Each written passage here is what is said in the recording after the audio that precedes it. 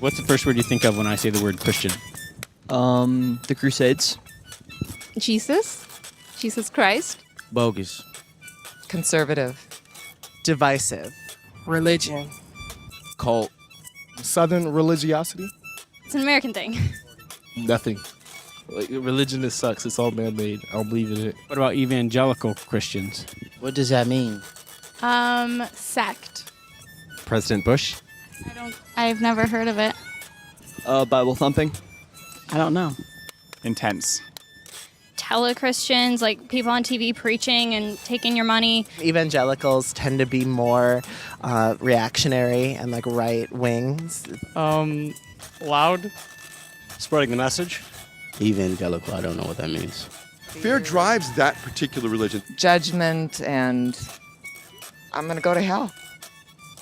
They are what they are. Practice what you preach.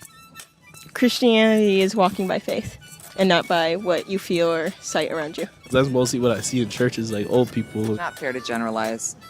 For good or bad. Just like... But sometimes we do because of what we've been shown by them.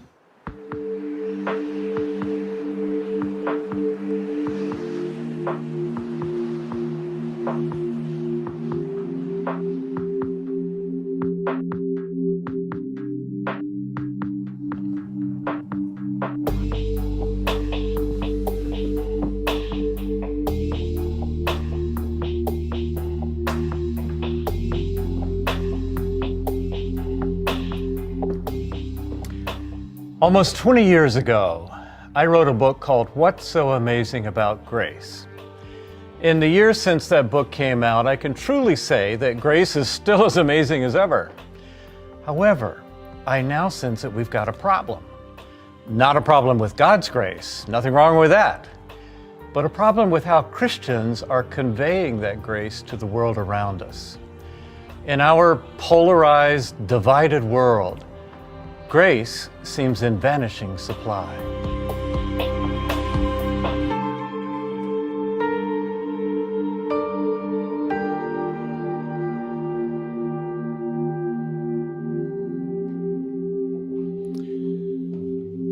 I decided to write this book after learning about some surveys conducted by the George Barna Group. You may have heard about the rise in nuns. Now that's not N-U-N-S, the Catholic women who used to wear black and white habits. Rather, those pollsters are talking about N-O-N-E-S, people who, when you survey them and ask them about their religious commitment, they check the none box. I don't have any. This group includes atheists, agnostics, and other people who simply haven't found a spiritual home anywhere. Today, 1 out of 3 young people marked down none when asked about their faith commitment.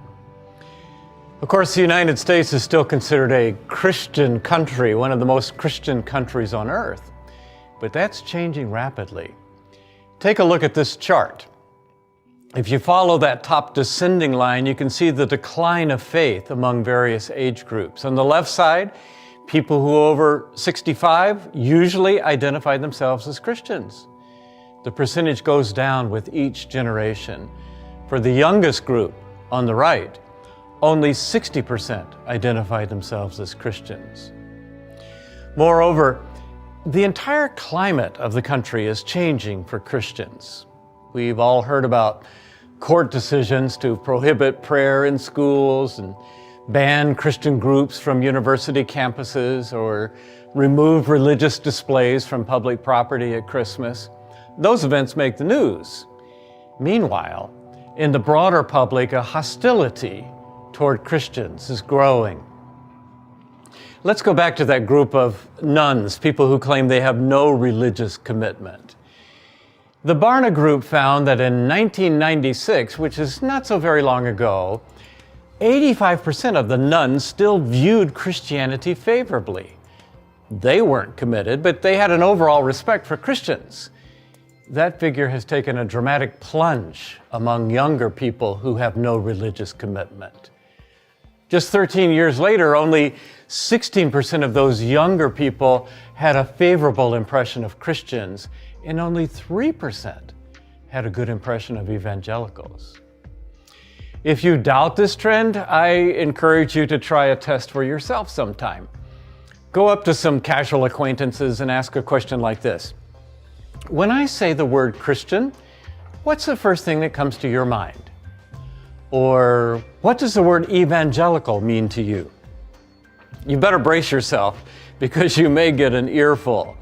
When I've tried it, say with my seatmates on an airplane, I usually hear the word anti. Christians are anti-homosexual, anti-evolution, anti-abortion. The list goes on. Of course, those are important issues worth debating, but you can relax. We're not going to be discussing them in this series. Instead, we will focus on why so many people have a negative reaction to the Christian faith. Why doesn't it sound like good news? And then, what can we do about it? Where does all the hostility come from? To find out, we went to visit Gabe Lyons. As a student at Liberty University, which was founded by Jerry Falwell, Gabe had firsthand experience with Christians and their involvement in politics and the backlash that can produce. Later, he worked with the Barna Group to co-author a best-selling book called Unchristian: What a New Generation Really Thinks About Christianity and Why It Matters. He went on to write a second book called The Next Christians, and he founded a series of conferences called the Q Conference. They explore how to mobilize Christians to live out their faith in a healthy way. He made some conclusions about what we're doing wrong and how we can do it better.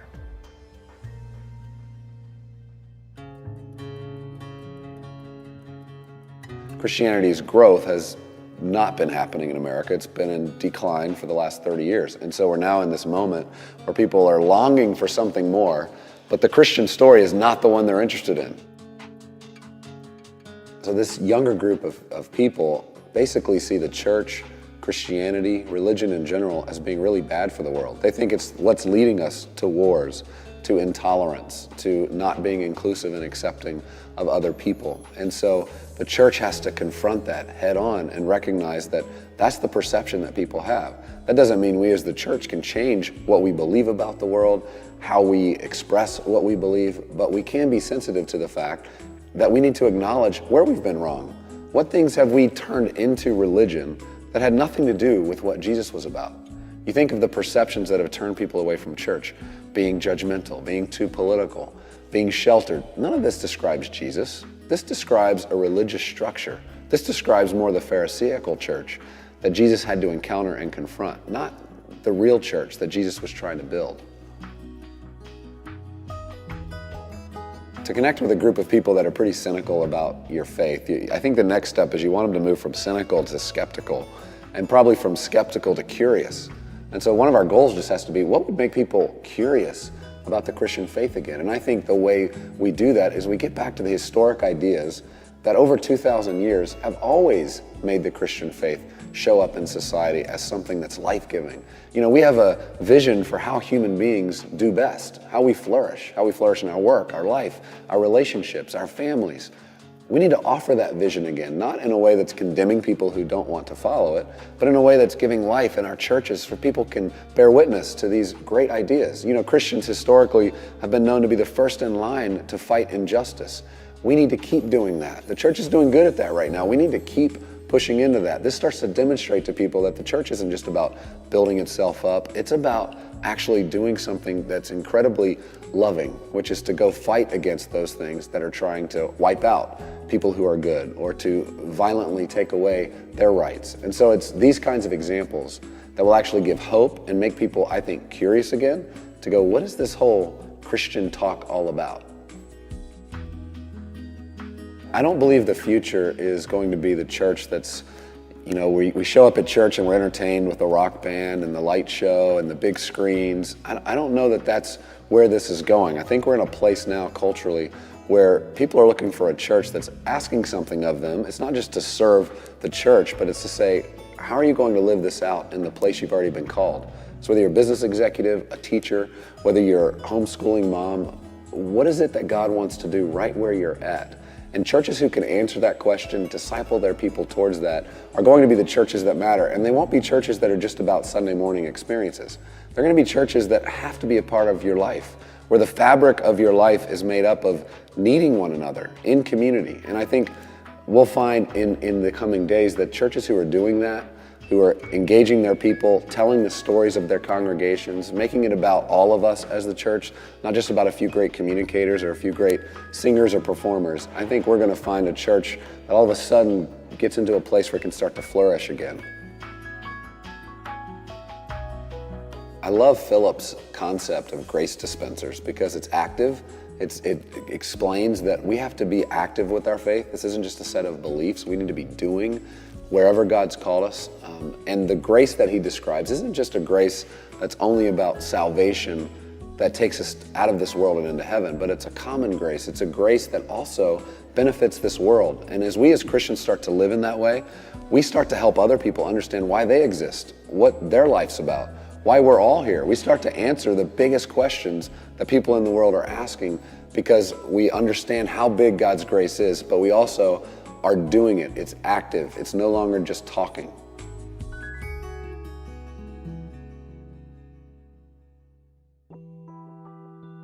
I got a good dose of the hostility out there a few years ago when I was asked to write an article in the Huffington Post on the topic, "What good is God?"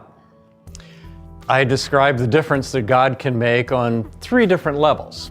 First, God transforms individuals. As a journalist and writer, I've heard stories from alcoholics, prostitutes, and members of the lower castes in India who have been completely transformed. For example, I once met with a group of 100 women who were rescued from sexual trafficking by Christian ministries working in different countries. Trust me, most prostitution in the world is not like you see on TV shows about Las Vegas. Tell me your stories, I asked the women, and for almost 3 hours I heard them give wrenching accounts of shame, degradation, and abuse. I remember one story in particular. It came from a woman in Bulgaria. Her English was not so good. "Everybody, she have somebody look down on," she said. "Not us. We are at the low." Nobody mother say to her, "Honey, when you grow up, I want you be best prostitute in town. Most families, they ashamed of us.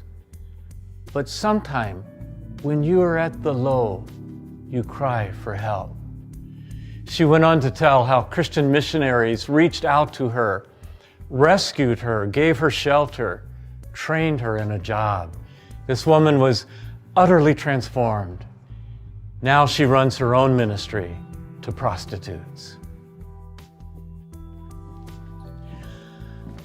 The gospel doesn't just affect individuals, though. Christians can create a caring community. In my article, I mentioned that churches that responded after Hurricane Katrina, they kept on operating shelters and food kitchens and continued to rebuild houses long after the government programs had shut down. In fact, wherever I go in the world, after a natural disaster, I find Christians there on the front lines reaching out with practical help. Individuals, community. Finally, I mentioned a 3rd level. The Christian faith eventually transforms entire societies, usually from the bottom up. Jesus said it works like the smallest seed in the garden. In time, it grows into a great tree, and the birds of the air come and perch in its branches. I've seen this process at work. I've traveled to Scandinavian countries, for example, and every time I come back impressed. People there are honest. You never have to count your change after buying something, unlike some countries I visited. Scandinavians are charitable. They're right at the top of the list of countries that give economic aid. They care about the environment. They take care of the weak and vulnerable.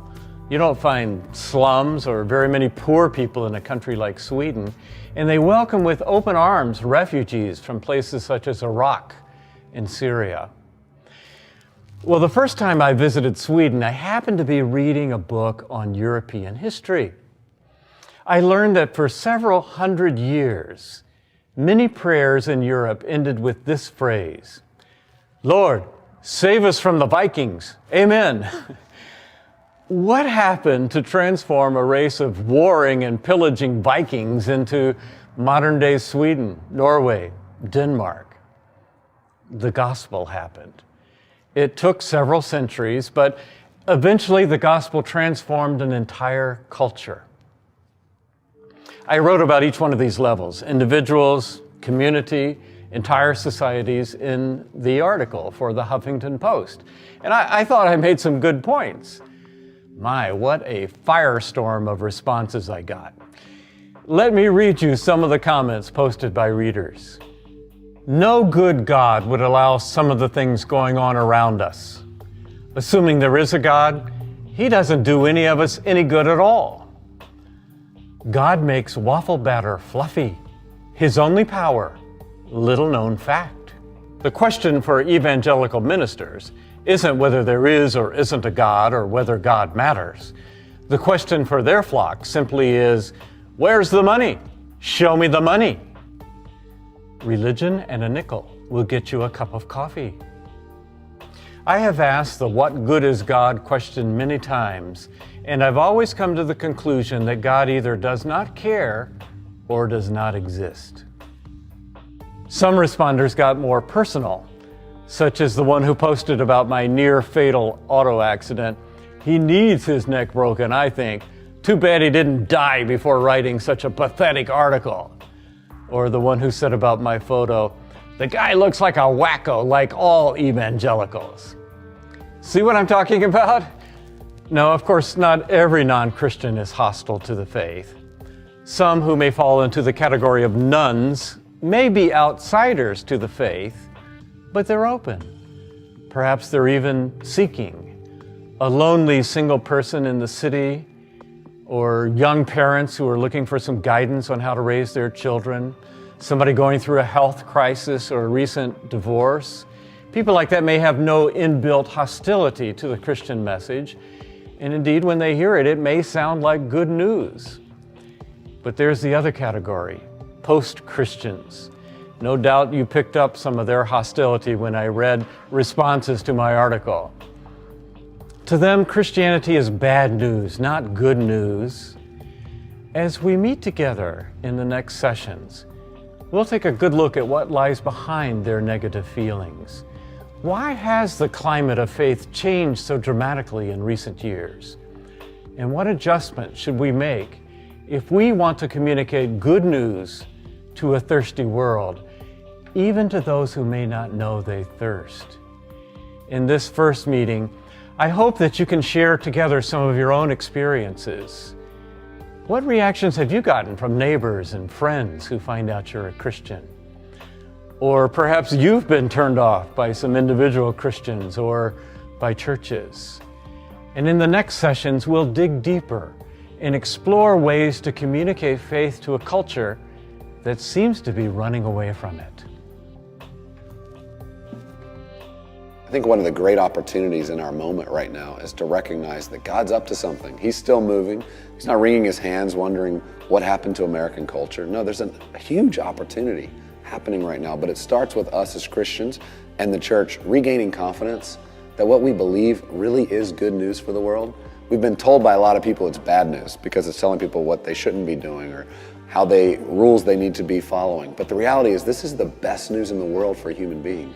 And so we just need to get better at not only believing it, but knowing how to share it. Share it in a way that relates to the real challenges people are having in every area of life and help them see how the way the world ought to be is actually what God wants to use us to help bring to be.